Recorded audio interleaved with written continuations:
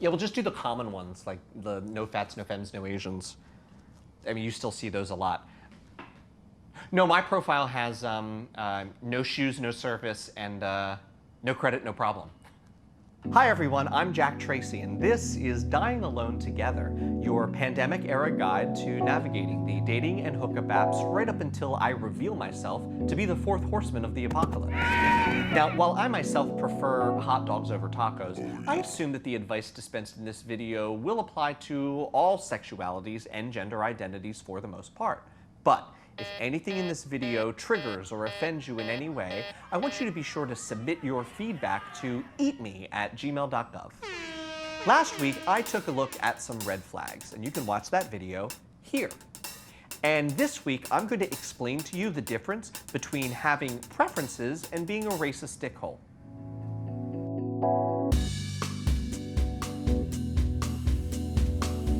The topic of preferences is an often lamented one in the gay community. But for those of you who, for some reason, prefer genitals other than the ones you've been trained on, there is a common practice among gay men of excusing hatefulness that they put into their online profiles by calling it merely an expression of their preferences.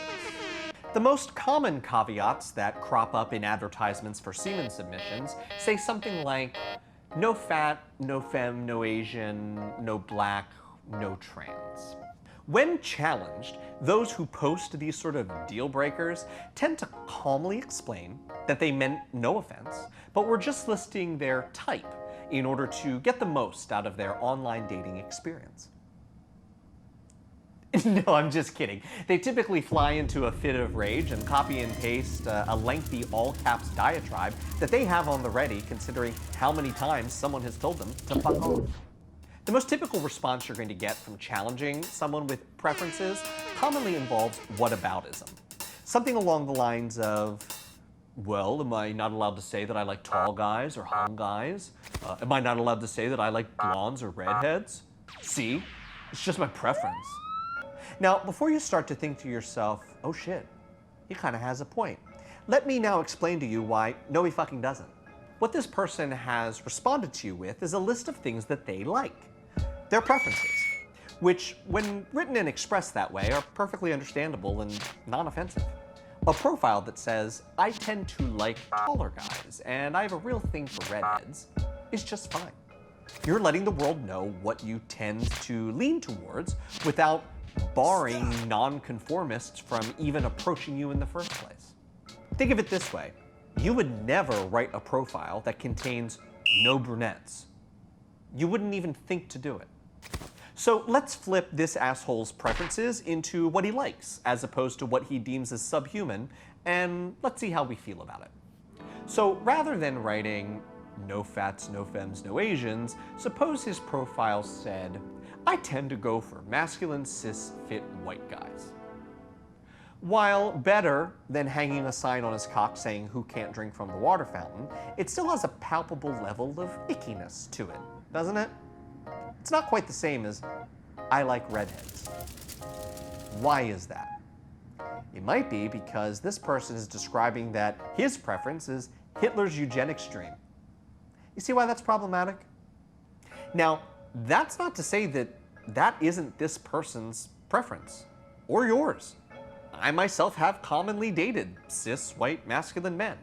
But there is a difference between being typically drawn to something and plastering a poster on your storefront reading, don't even bother talking to me if you couldn't swing it in the Third Reich. Also, if you find that you yourself have a racial preference, or a preference for some characteristic that society might have deemed a superior genetic quality at some point in the past, you should at least ask yourself why you have it in the first place. And maybe start to unpack why some of that might be based on bad beliefs. Let's deconstruct a less triggering preference together. A preference for tall. Maybe your reptile brain is making guesses on someone's fertility. Or it could be that you like a particular power dynamic that tall represents, or a feeling of safety or protection. I, for one, realized that my prior preference for tall men came from my own insecurities about my body feeling large. Having a taller and beefier man made me feel small by comparison. So once I was able to get that knowledge, by interrogating that belief, I realized that I both can and certainly should feel body confident without a comparator. And in the end, by asking the question and doing the work, I opened myself up to more possibilities for companionship. Now, say you're a social justice warrior whose self-worth is entirely dictated by how many people you take down on the internet on any given day, and you're thinking to yourself, now, how do I confront and school these people so I can feel like superior? I'm going to suggest not hunting for these sorts of profiles, but instead seizing on opportunities that come your way. If someone with a racially tinged profile messages you, you now have the opportunity to let them know that you might have been interested, but for the line in their profile, which you find to be both offensive and a huge turnoff. Your rejection might give this person something to think about. Or if you prefer the taste of blood like me and believe that anyone oblivious enough to post something like that obviously lacks empathy and will only learn from a dose of their own medicine, I want you to go ahead and look through their profile and pictures to target on something that you can say that you find repulsive about them, preferably an immutable physical characteristic. Example, a "no Asians gay" sends you a hey or a tap. You could always respond with something like, "Sorry, no brunettes, they're gross." If they clap back, you can point out, "Dude, no difference in no Asians, it's just a preference, man. I saw your profile, I thought you'd get it." And now maybe they fucking do. Fact is, we all have preferences. It's a given. But it's important that we all interrogate our preferences to understand where they come from, or at the very least acknowledge that a preference is, at its core, an impediment. Love, like a dominant top who cares about your sexual satisfaction, is extremely rare. So the more limitations you put on it, the harder it's going to be to find. I mean, all of us should want to understand whether our particular preferences are based on something psychological or societal. Do we like or dislike a certain characteristic because of how it makes us feel, or because of how we want others to perceive our relationships? If the latter, maybe we shouldn't really care at all. And if the former, we should question whether that attribute is truly associated to our psychological need, or if it's just tied to something broader. I'm not asking you to change your preferences, but I'm asking you to do the work and question why you might have them in the first place.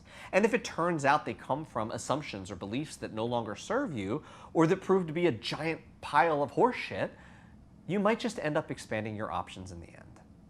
But regardless of whether or not you do the work, your preferences are your own business, so they aren't necessarily for broadcast, especially if they are tied to a trait or characteristic that is commonly discriminated against in society. So here's a handy rule of thumb. If you would feel embarrassed voicing your preference on the street to a stranger in full voice, or your preference would be barred from appearing in an apartment rental ad by federal law, don't put it in your profile. No one prefers an asshole. Until next week, where I reveal my strong preference for COVID antibodies, stay safe, wear a mask, and always remember to sanitize your phone after each hole pick. Only you can prevent pink eye. I'm Jack Tracy signing off, reminding you that if we're all going to die alone, we might as well do it together. If you enjoyed this program, I want you to go ahead and like this video the way that you do the coming of gray sweatpants season. Smash that subscribe button the way you would any Eastern European twink drifter who just needs to earn some quick cash for a bus ticket home. And turn on notifications so you can know right away when there's a new video of me shattering your preconceived notions of your own preferences by revealing that they're probably based on media distributed in the 80s and 90s that was created by cis white men who grew up in the 50s, 60s, and 70s. You can also catch all 3 seasons of Necessary Outlet's gay dramedy History, several comedy shorts, and a few music videos that fully feature my homosexuality, all on this YouTube page. Enjoy.